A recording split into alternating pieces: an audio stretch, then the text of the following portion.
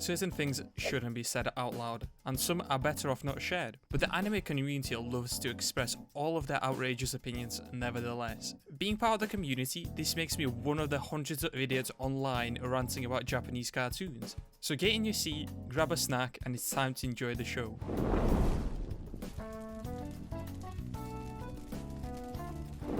I would love to see Death Note rewritten as a light novel. A nice little tame opinion to warm you up for the treacherous things that will come later on.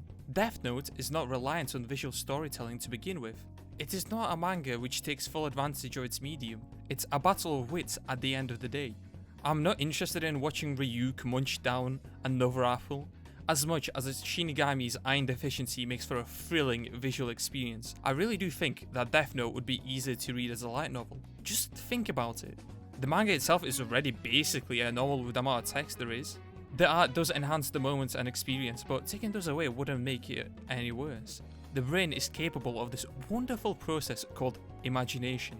I know, the Ben 10 lookalike is not the person to talk about imagination, but there are no otherworldly scenes in the manga. Everything is rather easy to grasp. Character designs would still be present as light novels do include pictures, so nothing is really lost. It only saves in the painful read of the manga.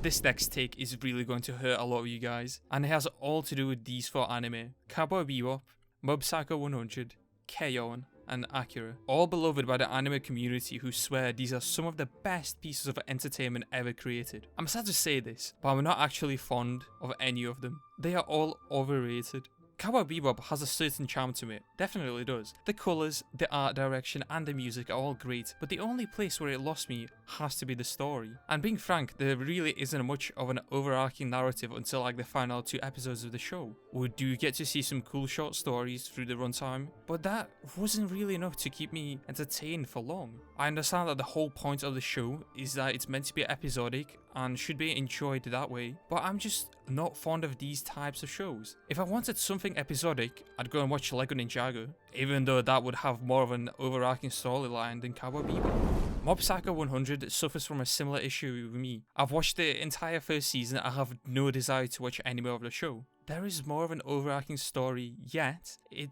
still in essence is very episodic. It felt like a lot of the same throughout the whole show. We watch the episode, wait for Mob to blow his shit, and then do some freaky brain magic. Perhaps I'm being a boomer and just completely missing the point of the show, but whilst watching it, I wasn't having that much fun. The fights and the animation were great. To be fair, it might be just the character designs for me. Look at Tomei. Don't you just want to pull her fringe down to fix it? Or this guy? I just want to fucking punch him. These are some goofy ass motherfuckers.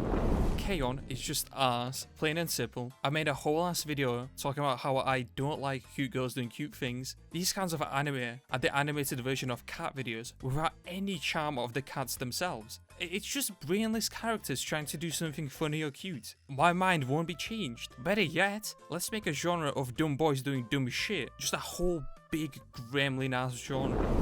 Akira, I didn't really get either. I understand how the movie was meant to be groundbreaking and set the standard for animated movies, but Jesus Christ, what is this story about? I'm aware that 70% of the plot was just cut out, so it makes sense that the movie goes from biker gangs to flesh monsters, but this is just the same deal as The Promised Neverland, where they cut out the entire middle section of the anime and ruined the show. Yet, no one has ever complained about Akira. It's always held in such high regard and I don't understand it at all. The other thing I don't understand, and this is in general, why is the anime community so trigger happy to jump on the hate bandwagon and dislike shows because others said they're bad? Just look at Tokyo Ghoul, Fairy Tail and Sword Art Online. None of them are masterpieces, yet I can say this with certain confidence, they do plenty of things right to be entertaining to a certain extent. So why do these shows get hated on so much? The YouTube opinions actually matter that much to people that after a few hate videos on Sword Art Online, the show magically becomes worse than Bikini Warriors. I'm being serious, this is a real show. Better fantasy show than ReZero if you ask me. Regardless, you all need to grow up and stop being insecure about enjoying 7 out of 10 shows. Like, there is nothing wrong about liking One Piece, don't worry. Like, look at me, I enjoy Demon Slayer, it's a great show. I know realistically overall it's like a 7 out of 10, but I can confidently say I enjoyed it enough to rate season 1 a 10 and everything else a 9. Am I a little shonen tard? Yes, of course. Does this change anything at all? No, it doesn't. It's fine to enjoy shows which aren't generational masterpieces. Just have fun. Alright, let's do a few quick fire ones. Code Geass is better than Death Note. Bakuman is better than Death Note. I don't hate Death Note. Inazuma 11 is the best football anime. Blue Lock ain't shit. Black Lagoon is the exact same shit as Cowboy Bebop. Spider-Man manga exists. It's terrible. Black Clover animation isn't that bad.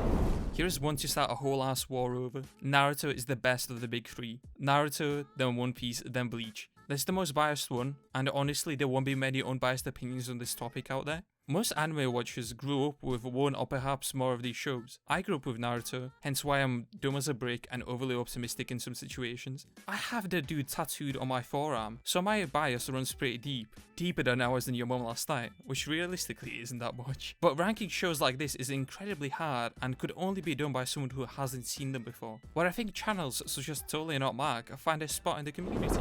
Incel special coming in. Female characters are in fact incredibly easy to write, and the lack of them in anime is laughable. Here is the Abisu guide to writing women. Step 1. Walk outside. Step 2. Talk to a woman. Step 3. Realize women are also people. Step 4.